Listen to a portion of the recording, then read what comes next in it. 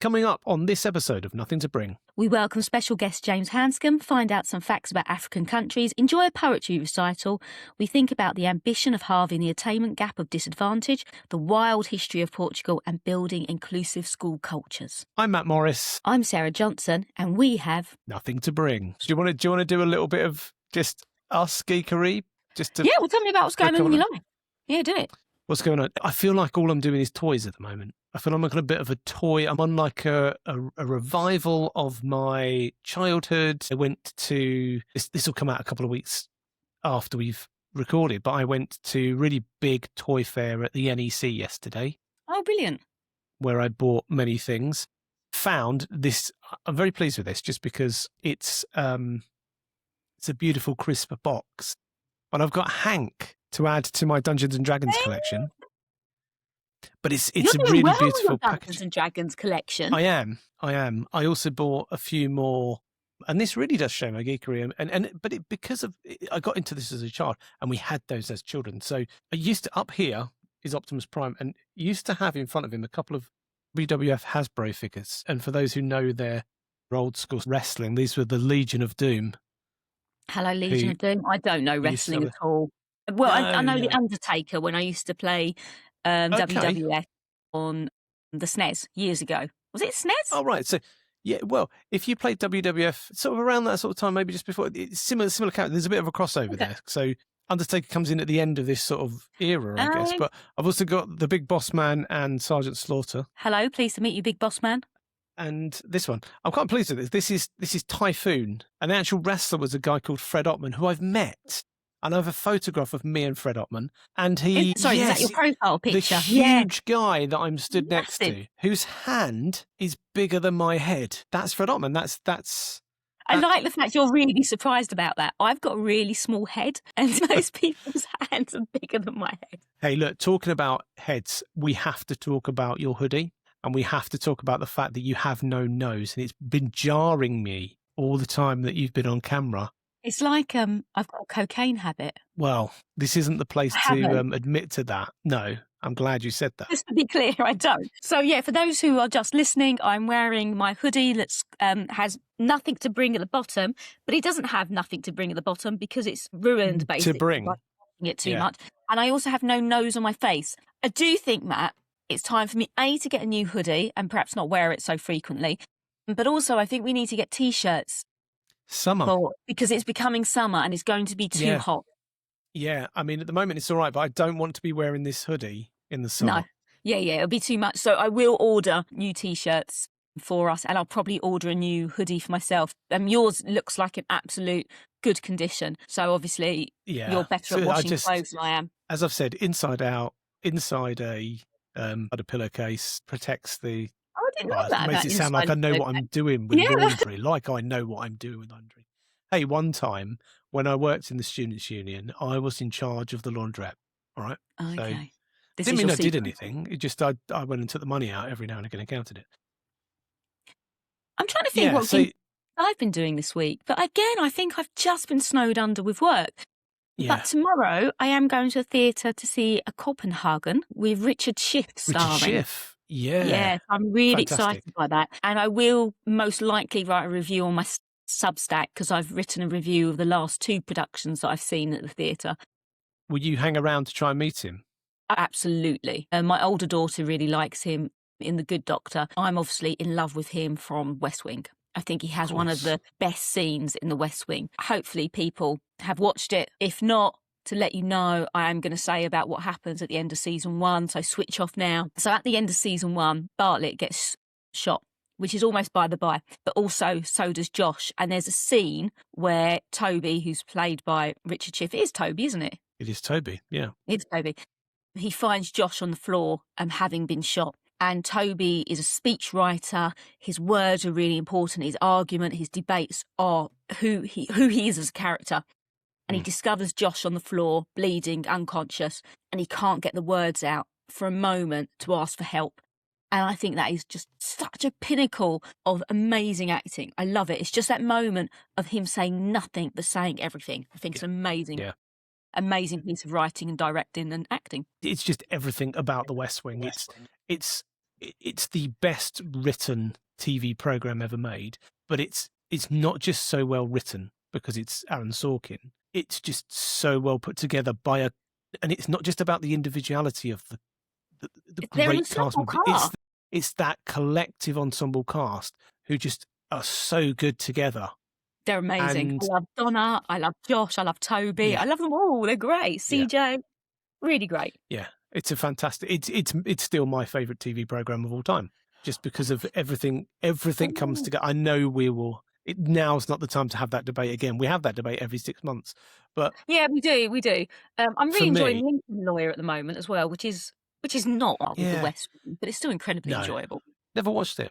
It's really good. I recommend it. Mr. Matthew Morris, your homework for the next few weeks is to start watching Lincoln Lawyer. I haven't even got anywhere with Deadwood yet. You've not done your previous homework. It's quite a lot of homework. Yours was a really quick, easy watch, though, wasn't it? Let's be fair. You could watch 3 episodes in the time it takes to watch one episode of Deadwood. Deadwood can be quite intense when you watch it as well. Okay, fine. We'll ignore that. I'll put that homework on the back burner. But you will watch be doing an episode. it, I'll watch, and I don't want any excuses. I'll watch the pilot episode. I've got no issue with that. We just watched the program, and I recommend this. We've probably got to it late. It's probably a year old, or certainly 2025. I think it came out, and it's Netflix. It's called 4 Seasons or The 4 Seasons, and it stars Tina Fey and Steve Carell.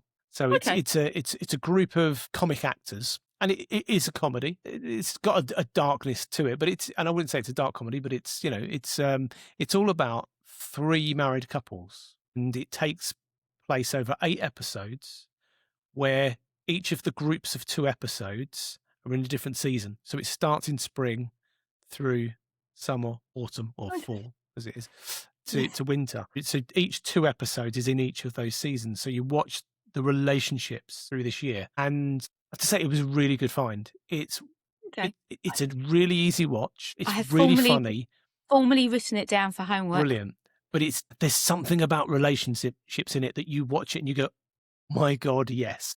Or that's me. There's that about it where you can see you are one of the roles in this, in one of these relationships. Or at a certain point, this is your relationship. And it's because it's really so well crafted, the journey or the different couples go through. So that's a good watch, and it's another quick watch. You see, that's a good quick homework, that's fine. Yeah, and I've set homework. Binge that in a few hours. So I would like to give a warm welcome to James, who's joining us today. And in my spirit of AI, I got AI to write a little bit about James and to introduce him. So I'm going to read it out loud, and James, you can count how many mistakes there are. James was really worried. He did look really worried. He does, yeah. Let me put my posh voice on. James studied mathematics at Merton College, Oxford, and then at Harvard before returning to the UK to train as a teacher. He worked in South Wales, Australia and South East London before becoming the founding principal of Harris Westminster Sixth Form in 2014, and since 2022 has also been executive principal at Harris Clapham Sixth Form. He worked on the 2013 National Maths Curriculum as part of the expert group, and his book, A School Built on Ethos, Ideas, Assemblies and Hard-Won Wisdom, is a gorgeous, funny, philosophical tour through what school is actually for. He's long written and spoken about equity, access to elite universities and the culture that makes genuine learning possible. I love the gorgeous, funny, philosophical tour. I think that's my favourite bit that AI described. Yeah, I didn't know AI had quite that level of poeticism. But it is. It's gorgeous, apparently. I've not read that book. I have read your other book, which he doesn't mention. But it should, shouldn't it? Because that was more... Tell us about your other book. Well, I've got 3 published books, Sarah. The first one is only of interest to the geeks among your listeners because it's a fantasy novel that tells the story of the apprenticeship of a young wizard. Then I wrote A School Built on Ethos, which is, according to AI at least, gorgeous. And most recently, I've written Cabinet of Curiosity, which is an exploration of why curiosity is a superpower, why we should want to have it ourselves and give it to our students, to our children, to all the young people we come across, and some ideas of how we can do that. And it rattles through a whole range of different subjects, from topology and mathematics through the old Stone Age, some high-quality poetry, and the British politics, 1979 to 1997. Why did you choose that specific date? those dates? Partly because they're symmetric, and as a mathematician, I quite like the 79 to 97. But mostly because 1979 was the first election that I remember. It's not quite the first election of my lifetime because I was born in 74 and there was one in the autumn of 74. There's also one in the spring of 74, but I wasn't alive for that one. But the 1979 one, I remember going to vote with my mum. Apparently she had to put the X on the piece of paper, but I was definitely the brains of the operation. And then 1997 was the first election I was able to vote in. Because the 1992 election missed my birthday by 2 weeks. I was absolutely furious. So the other thing to say is that you have a kind of geeky knowledge around African countries. And in the last podcast, I got mixed up with countries that I was going to. I said I was going to Ghana, but I'm not going to Ghana. I'm going to Nigeria. James, this is your time to shine. Give me a fact about Nigeria. Nigeria is the 14th largest country in Africa by area. It's obviously the largest by population. Easy to remember that it's the 14th largest because it begins with N, and N is the 14th letter of the alphabet. There we are. That was amazingly geeky, the way you did that, by the way. I'm really impressed. I mean, to say it was geeky, I didn't mean to offend, but impressively geeky. You can use the same trick to learn the position in the land area order of Algeria and Somalia and Zimbabwe. Those four are all in the right place. Amazing. And that's why I've invited James onto this podcast, because when we talk about geekiness, I think he certainly outgeeks me. I'm nearly cool. I mean, he certainly does geography better than you do. We have to talk about geography on this podcast every now and again.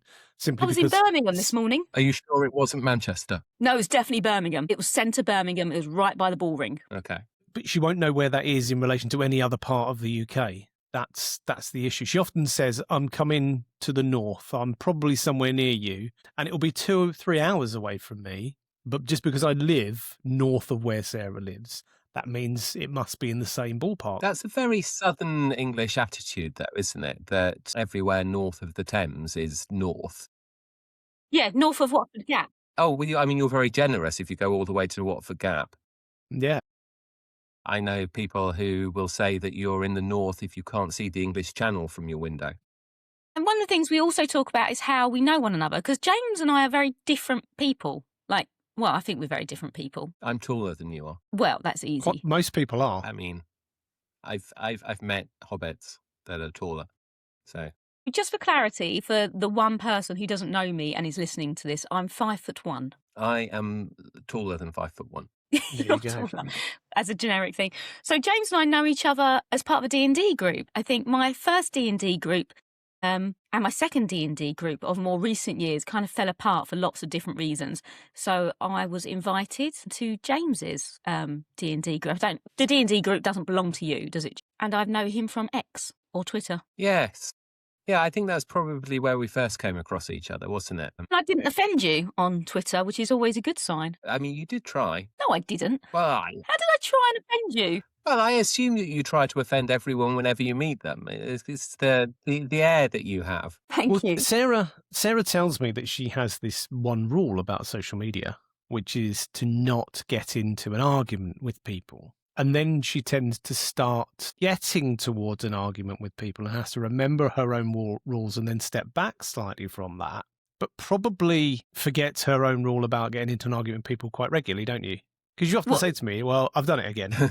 I've done it again. And yeah. So the reason why I don't argue with people online, it comes from about 10 years ago. I got into a really harsh debate about someone putting a nappy on a tortoise. And I thought it didn't matter what I said. That person was still going to put a nappy on a tortoise and it was still going to be ridiculous and I was still going to be furious about it. And I kind of wondered, well, it's none of my business. And what did it matter? And they're a fool. So that's why I don't argue online. Where do you stand on hats on cats? If nappies on tortoise is not allowed. I think if the cat accepts the hat, maybe because it rhymes and they understand that, then I think it's acceptable. But I think for any other reason, you shouldn't put hats on cats. This podcast has turned into some sort of Dr. Seuss episode. Well, I was going to move on to waistcoats on giraffes, but perhaps you'd best rescue us. What other things get your geek going then, James? I can tell you all 50 US states in the order in which they joined the Union. And I can use that to explain to you how the union was formed and the significant issues that took place between 1776 and 1959. I can no longer recite The Lord of the Rings, but I basically could when I was 18. Why can't you do that now? That would have been impressive. I know, but I'm getting old, Sarah. It's a Getting there. As in the novels, As in the as in novels, yeah. recite the novels. And I can certainly tell you the history of Beleriand, because that's only 500 years of history, and that's quite fun. The highlight in my history of Beleriand is when King moves from being racist Thingol to the artist formerly known as racist Thingol, because he decides that actually some men are okay, and he lets his daughter marry one. If only all racists could go through that kind of epiphany that, people are okay. Yeah, sadly, it was the beginning of the end for him, and he gets killed by dwarfs shortly afterwards.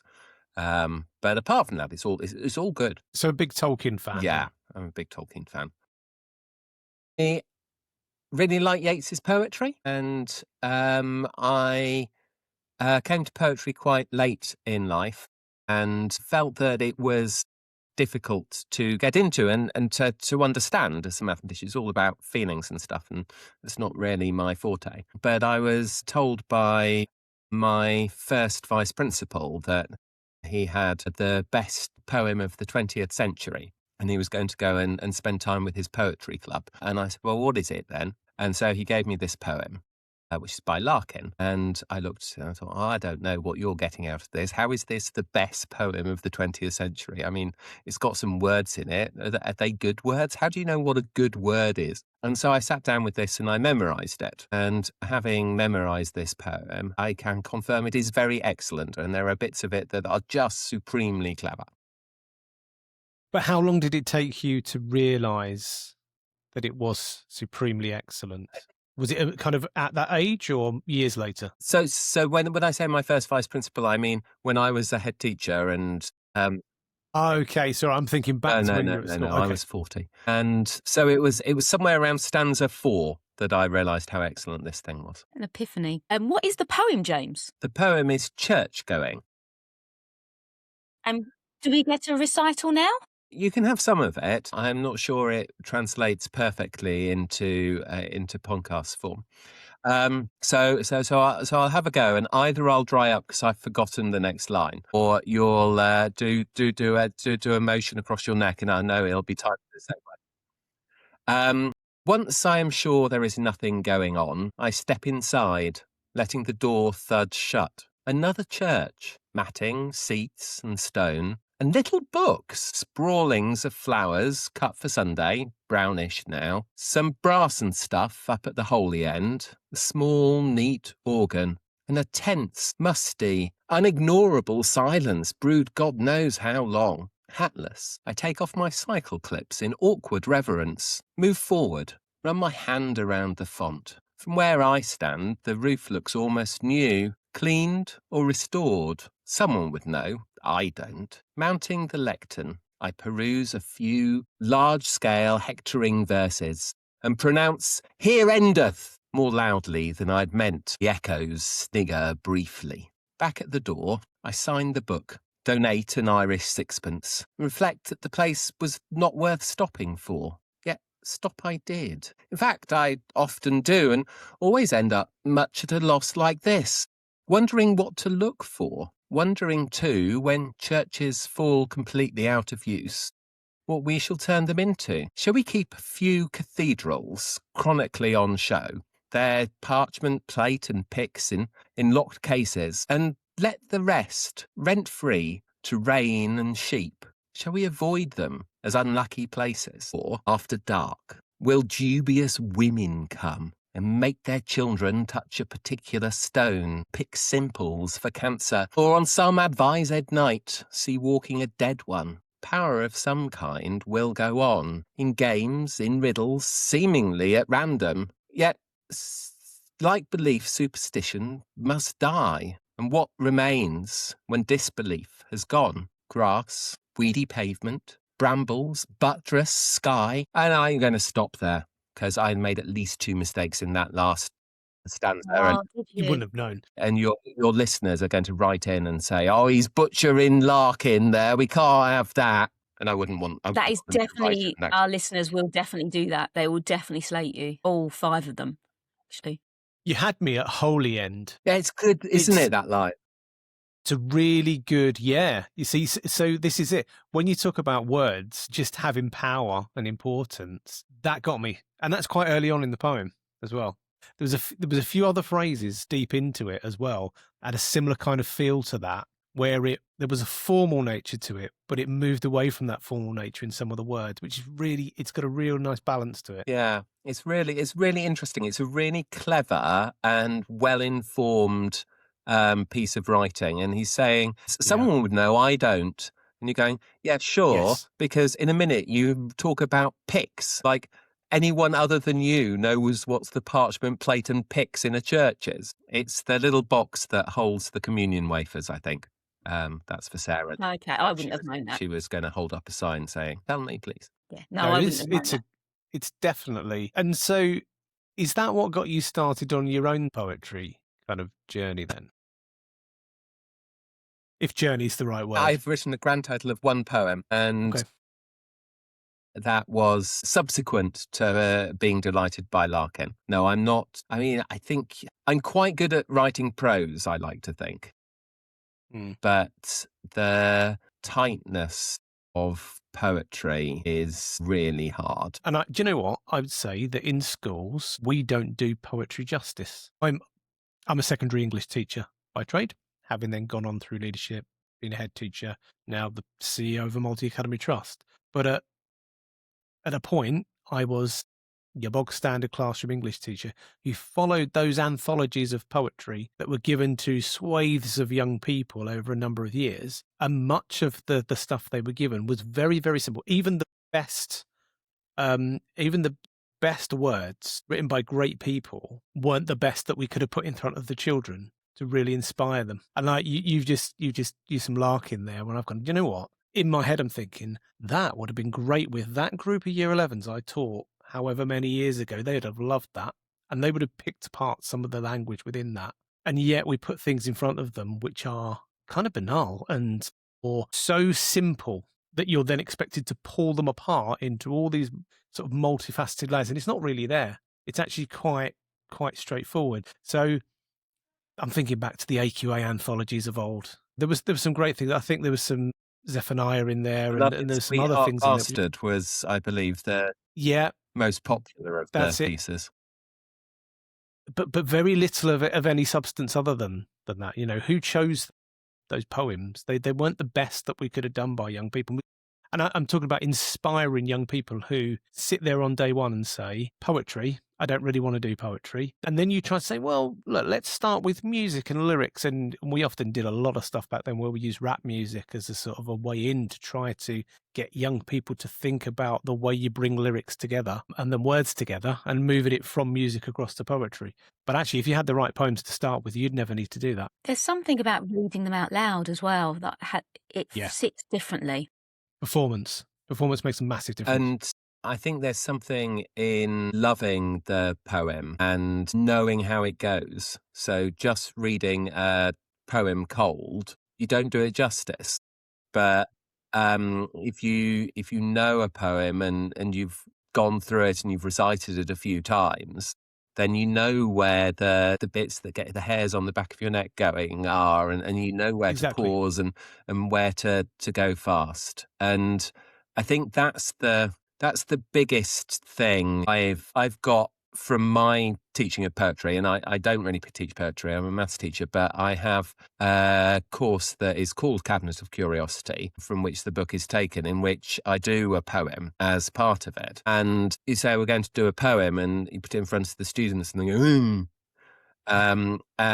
but you stand up and you recite it because you've got it in your head, and you can hear a pin drop in quite lumpy classes. I mean, I teach sixth form, so they're not as lumpy as your year 8s, but people who are not there for the poetry, very few of them doing English A-level. But because poetry is amazing, if you've got something you love, got something you want to share, got something that means something to you, the students stand a chance of getting on board with it, right? I mean, if you suggest some Absolutely. poem, some words to use, I mean, it's probably a metaphor for death, right? And just to go back to the larking, as you were reciting that poem, you were performing that poem. I was walking round the church with you as you are saying those words. That's the power of it. And yeah, I used to really dislike teaching poetry because of the restrictive nature of the text you had to use. And that's really disappointing because, the right text, you can deliver it in the right way. Yeah.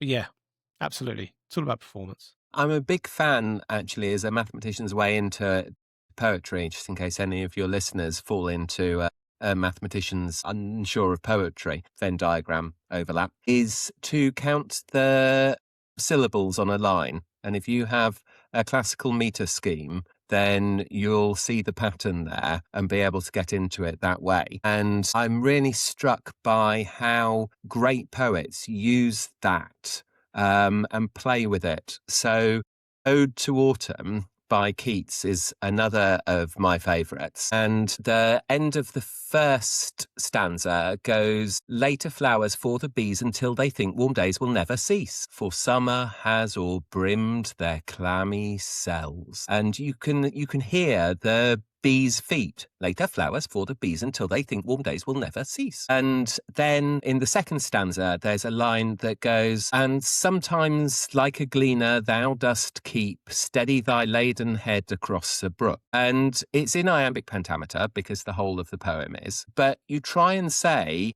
sometimes like a gleaner thou dost keep steady thy laden head across, and you're wobbling because somebody is going across stepping stones across a brook carrying corn in a basket. And I just think that is so clever. Blows my mind. No, absolutely. When the words create the image effortlessly, and then the pace and everything does it. But that's why performance is really important. And we know, so a good friend of ours, Phil Beadle, as part of the TV program that he did, one of the things was he got pupils outside reciting poetry to cows and sheep, didn't he, in some of those episodes, because he needed to get them out and get it out and verbalized and get some performance to it to give it life.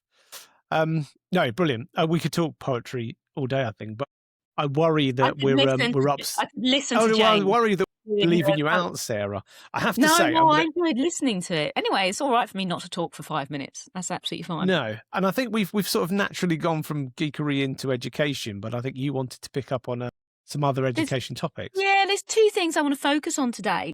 And I want to start with the school's white paper consultation and just kind of hear thoughts about James and you as well, Matt, about the wider reforms around the national ambition includes halving the attainment gap between disadvantaged children and their peers at GCSE and raising attainments. And on average, children leave compulsory education with GCSEs at grade 5. And the reason why I thought this would be interesting conversation, because James, you oversee sixth form and you're very interested in elite universities and so on. So I just wanted to kind of think about your perspective around the ambition of halving the attainment gap between disadvantaged children, how you think that might happen, what resources do we need, what are the complexities of that? Because it sounds very simple in the paper, but I think it's a lot more complex in real life. Yeah, it does have an air of this is what we want to happen, how schools you do it, doesn't it? I think that reducing that gap is exactly what the ambition should be. I think that being disadvantaged is a disadvantage in so many ways, from the financial to the ability to study at home to the support your parents are able to give you in education or whatever way, and to what books there are. I think one of the most interesting disadvantages is that you lack the confidence of the back pocket. So if I've got 20 quid in my back pocket, I can get on a bus to the centre of town with my student card, because really I'm still 16, and that doesn't cost me anything. And I can go to the National Gallery and I can go and have a quick look at the Impressionists, because, I mean, they're pretty cool. And I can then spend some serious time looking at the great British landscape artists, because Constable is incredible and Turner blows your mind. And then once I've had enough of those, I'll go and have a peek at the execution of Lady Jane Grey, which will give me nightmares for weeks, and then come back out, eat my packed lunch on the steps of Trafalgar Square, and get the bus home having not touched my 20 quid. And my 20 quid has been there because if it rains, it means I can go into a coffee shop and have a cup of coffee. If something bad happens, I can get a cab to get myself out of it. I can take some risks because I've got 20 quid in my back pocket. They'll get me out of a hole. And I never spend the 20 quid. So I just keep doing the same thing. Whereas if you don't have the 20 quid to start with, the world is a lot more dangerous. It's a lot more scary. It's a lot more difficult to take risks. And in school, that danger is when an opportunity comes and they say, does anyone want to do this? And you go, yeah, I really want to do this, but I'm not going to put my hand up because at some point somebody's going to tell me this costs £7.50 and I don't have £7.50. So I don't want to get my heart broken. It's a stupid idea anyway. I don't know why I bother. Go back and do the maths. If you mix that with anxiety as well, mental health difficulties, I'm just thinking about some of the children that I work with, that they may have the money in the back pocket, but actually the dangers and anxieties that relate going to London or going somewhere on their own and being potentially being disappointed or not being able to get out of a fix also is a barrier. And it's interesting as well. I think, working class kids may not have the opportunity to visit museums and galleries for that 20 quid reason as well, but also because they're just not used to it. So I used to go to London all the time as a kid. Used to go to Tottenham Court Road and look at the record shops, but I also used to go to museums and galleries. But that's not something that my family did, but I really, really enjoyed it. And I sort of noticed as well, my mum loves ballet. And there's no reason she loves ballet except that she just does. And she comes from an incredibly working class background. And I find that I don't have the language of ballet. So I'll go and watch ballet with my mum. And then I have to Google or ask my mum what's going on, because there's a whole language, like you said about the poetry, there's a whole language behind it that you need to appreciate or have an understanding of. And I think, you're able to reel off about the Impressionists and things like that. And if for some reason you don't have that information, then accessing it can be quite difficult, I think. And it's one of the reasons why my girls, or even my 3-year-old and my twins, we're always going to galleries and museums and exhibitions. That's really important, because I want to give them the language that I was not given as a youngster. I think you've hit a cultural nail on the head there in terms of disadvantage, because I was the same. So working class family, I'm from Kent originally, and going to London was something that we could do, but probably didn't do as a family. And yet through school, I got lots of opportunities. So I did theatre studies when I was much younger. And I went to so many plays and productions at really unique venues that I wouldn't have otherwise done had I not been doing that particular course. But I also did art. And so I went to, enormous number of galleries. And so I've had this real cultural base to a lot of the learning that I did when I was at school. Yet I can think of examples of young people in schools who are stymied by the idea of travelling any more than 40, 50 minutes to go somewhere.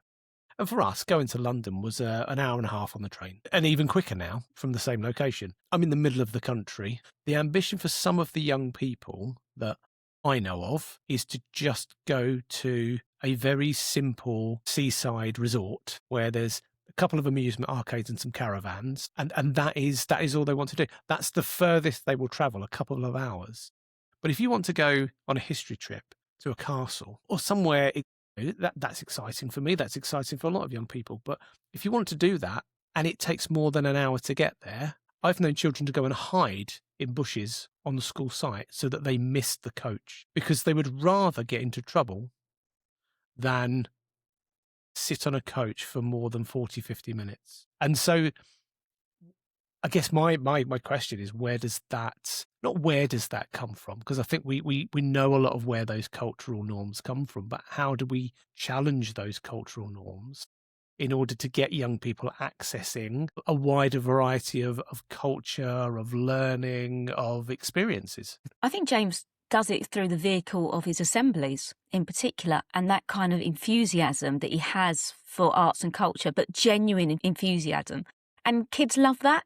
They like it when you're excited by things, and they will go with you on that metaphorical journey. Yeah, I think so. And I think that what we need, I think what we really need is teachers that are excited about their subjects, teachers that are curious, teachers that want to know more than they currently do, and come back full of excitement. I spent 5 days in Portugal over Easter. It was lovely. And now I know a whole bunch of Portuguese history, and the 19th century is in Portuguese history.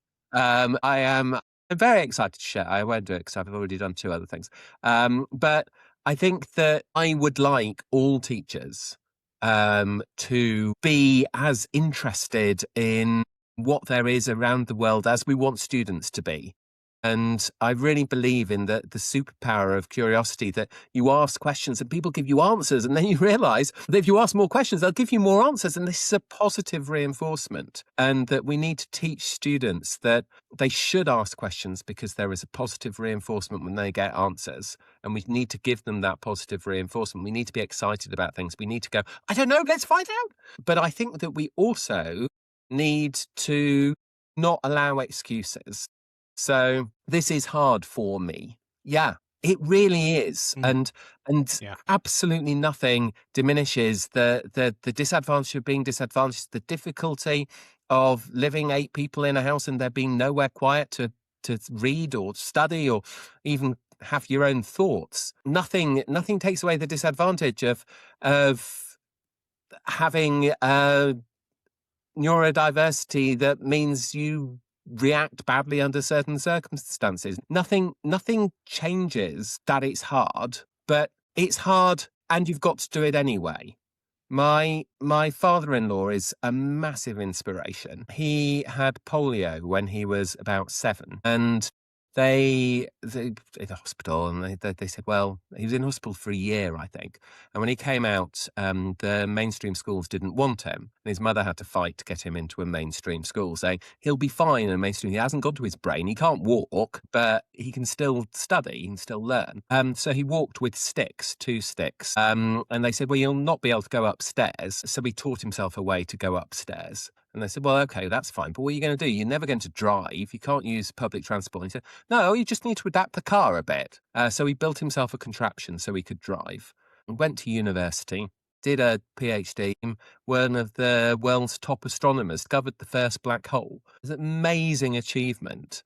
And it's been hard. It's really hard if you can't really walk. It is just much harder to do anything. But you do it anyway. And that I think that's the key message we need to get through. And that moves us quite beautifully. It felt almost intentional how well this feeds into the next bit. I wanted to talk about a Children's Commissioner's report, which is about children waiting to leave hospital. And Kath Kitchen, who is a good friend of both Matt and I, spoke about the article in particular on LinkedIn. And it's essentially, the report shows how long children spend in hospital over their childhoods through a particular analysis of NHS data. And the story begins with a girl who lives at a hospital. So you can imagine that. Not because she's too sick to leave, but because the system has nowhere else to put her. She doesn't go to nursery. She doesn't leave the ward. Instead of cuddles and a bedtime story with her parents at night, she only sees medical staff. It's quite an upsetting read. And Kath asked, is this a direct consequence of funding gaps? And she found that the funding picture was missing entirely from the Children's Commissioner's report. And Kath explains that high needs funding for hospital education is in LA budgets, but is not ring-fenced. And there's no challenge at all to challenge misdirection of funds not into hospital education. So Kath asked, is this a budget failure rather than a care failure? And I found it quite an interesting article. And obviously, thank you for sharing about your father-in-law as well. These are still issues that affect children. It's really hard, isn't it? That you've got children who are sick, for whom things are hard, and you've got a family that is finding whatever it is without that child hard and doesn't want the additional difficulty of that child to add to what's already hard. And so they're left in a system that isn't really designed to cope with this. We don't have a society that can really provide for everyone in the way it's currently set up. I mean, that's true. That's true of SEND as well at the moment, with just so there's a rise in the number of young people who want send places or families who want places in special schools for their children, and the demand is outstripping the places that are available. That's why there's a big call for more inclusion in mainstream schools. And yeah, there is an argument that says, well, if we made mainstream schools more inclusive, there'd be less of a demand on special schools. But there will always be a need for young people with certain needs, and it's going to be the same with medical. There's always going to be the demand, but the problem is the system isn't set up to meet that demand, or even to recognise some of those needs. It's a system failure, though, isn't it? It's Yeah. not an individual failure. And I think there's bits that's wonderful about the fact that there's more demand on special needs places and so on, because actually what it's telling us is potentially more children are living when previously they might have died. And I think we know that some children are going to cost us additional money because of the nature of their needs. There's another bit as well. So you mentioned about your father-in-law built a contraption to drive a car. And another bit that was kind of spoken about in this same article, or actually, sorry, the absence of innovative approaches. So actually, your father-in-law was of the type that he would go, this is not going to stop me. I'm going to innovate and create and make sure that I can drive. And there's lots of opportunities to innovate within the context of education and hospital education. An affiliate of this show who has funded elements of it, the AV1 robots, for example, where there's a telepresence solution which sits on the desk of the school that you're not able to physically go to, and you use a tablet to be able to view and participate in the lesson. It comes from, as well, this is me being a little bit geeky around research. There was research a number of years ago called Panda in My Chair, and it was a cuddly toy put on a chair where that child would have been if they weren't at hospital, and children would write messages and put it in the backpack of this bear, and then there'd be back and forth messages. And this was all about belonging. The AV1 kind of blows out of the water in terms of it, we've got a lot more technology. But I still find that lots of schools don't want to embrace that technology. They don't want to engage with it because they're fearful for lots of different reasons. Like innovation feels quite frightening for some schools, and it could make all the difference for a child's life. And I don't get it. I don't understand it, because to me, it's the moral imperative that you do everything you can to make sure children can attend your school, especially when they're willing. I mean, it's harder if they're not willing, but if they are willing, why would you not exploit opportunities like computer innovations, AV1, telepresence solutions? You've got Nisai, you've got Academy 21. Why would you not exploit those options? I don't get it. Cost. It simply comes down to costs. But the cost of not doing it is more, I think. Well, I think it's about, here's what it comes down to. You've got inclusion, but at the same time, that's about inclusion for all. So how do you make creative advances with little resources, but that is also inclusive of everybody?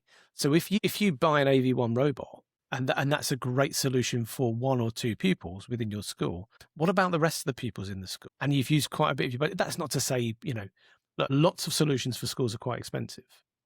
And schools have got a smaller and smaller pot to spend on those types of solutions, on resources in general. So much of a school's resource is going into teaching, into wages. And so as soon as you've done that, what's left over, it's slim. You have to kind of choose each year. I use a phrase often with budgeting and principles where I say, you can have anything you want this year, but it might mean you can't have something else. So what you do is when you're budgeting, you say, well, this year we're going to do that thing, and next year we'll do that thing. And then something else comes along, and then that gets moved down a year. So you're never fully able to do all the things you want to do all the time. And that then is in direct contrast to the needs of the young people that you need to meet, or your requirement to meet those needs, because you can't completely fulfill that when the money you get just isn't enough for every child. How do we build inclusive school cultures that hold the difficult reality with children undertaking treatment or finding that their mental health is fragile?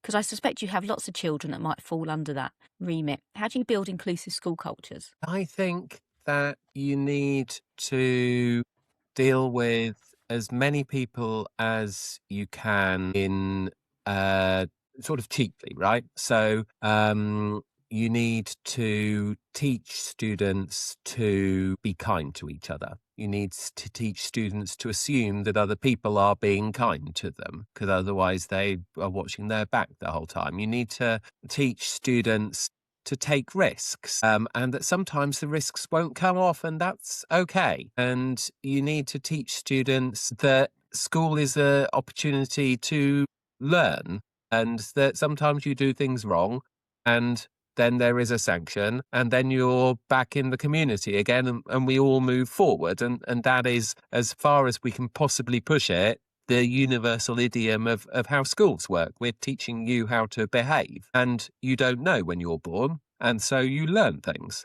And that's what being a kid is about. And so you make it a community that supports each other, that accepts that things are difficult, that things are scary, and that we're going to do it anyway, and that you have up days and you have down days, and we're going to do it anyway. And then you need to deal with other people more intensively. And the goal is that you have saved enough by not medicating everything, that you have enough resource left to deal with those that you can't deal with in the uniform way. So I think that we do need counsellors, and I think that CAMS should be better funded. And I think that we need slack in the school system in terms of staffing, that there are staff who've got time. So if you've got a kid with an eating disorder, they need someone to sit with them at lunchtime to make sure that they eat 8 almonds and 1 pot of yogurt. Because if you don't sit with them and make sure they do, then they won't. I mean, they know they should, and you know they should, and everybody wants them to eat these 8 almonds and this pot of yogurt. But if somebody isn't watching them, it won't happen. And you need somebody to do that. And you don't have anyone whose job it is to watch somebody eat 8 almonds, but you need to have enough slack in the system that there's somebody that can do that. And you need people that care enough to use the slack that they've got to do that. Just want to give a massive thank you to James for joining us for this podcast. Loved your insights, and I loved your recitals as well. Thank you very much. Thanks, Thank you James. for having me. You're most welcome. I'm Sarah Johnson. I'm Matt Morris, and we have Nothing to bring.